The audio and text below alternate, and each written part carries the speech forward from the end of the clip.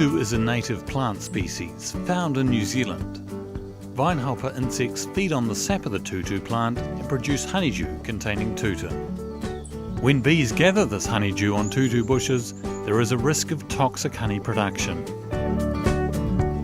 Tutin is highly toxic to humans. In the last 125 years, a number of people have been poisoned, hospitalised, and some have died from eating honey containing tutin.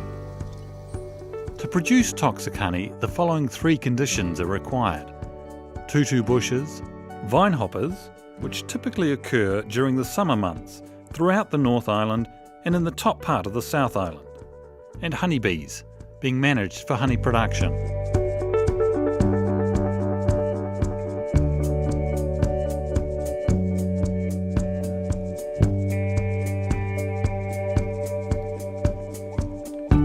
The botanical name for tutu is Coriaria arborea, a native plant species found throughout New Zealand, particularly along roadsides, stream banks and in regenerating native bush.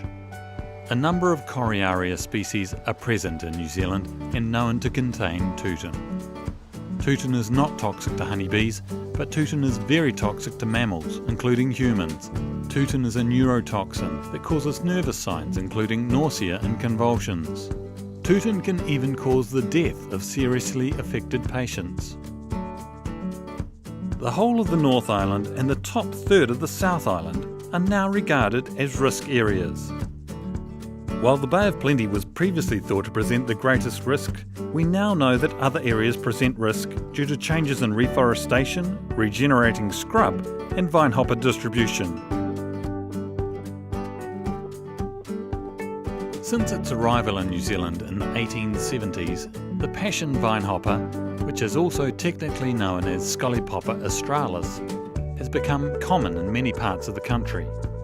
Scolipopper can be found on a wide range of plants, including garden plants and some fruit crops. The passion vinehopper adults and nymphs feed on these plants and excrete honeydew. Eggs are then laid in late summer and autumn and hatch in the following spring. The nymphs develop through 5 stages and become adults in summer, completing a single generation in 1 year. Passion vinehopper occurs on native and introduced plants in gullies, regenerating bush, and beside streams and roads. The tutu sap is eaten by the passion vinehopper, Scolipopper, but not all is digested. The undigested sap, that contains a lot of plant sugars as well as tutin, is excreted as honeydew onto the leaves of the tutu bush. Bees then gather the honeydew and toxic honey is the result.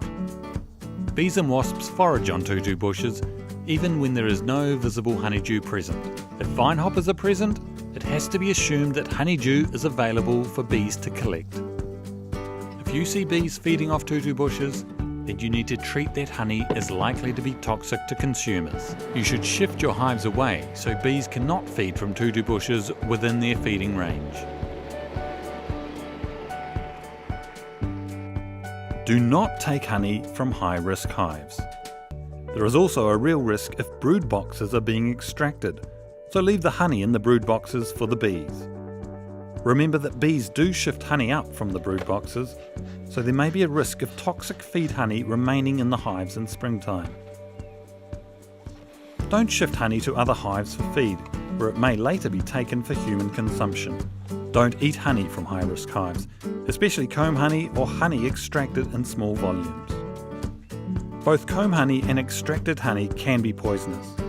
Comb honey poses a greater risk because it is eaten directly off the comb, increasing the chance of consuming honey with a high concentration of tutin. So make sure all comb honey is safe. Extracted honey is often bulked or blended with other honey to reduce the concentration of toxin. Honey is subject to regulatory control. For information on the regulatory requirements, please visit the website of the Ministry for Primary Industries. The tutin and honey regulations mean that any beekeeper who poisons someone with honey they sell may be liable for prosecution. There are limits set for the presence of tutin in honey for human consumption. This includes honey consumed here in New Zealand and honey to be exported. If you are going to sell, barter or give away honey from high-risk hives, you should have it laboratory tested to ensure that it is safe and complies with the regulations. So remember, know what tutu is, know what tutu looks like, know where tutu grows, look for scollypopper, especially look for bees and wasps collecting honeydew. Check the safety and legal requirements on mpi.govt.nz. Follow these steps and keep your honey safe.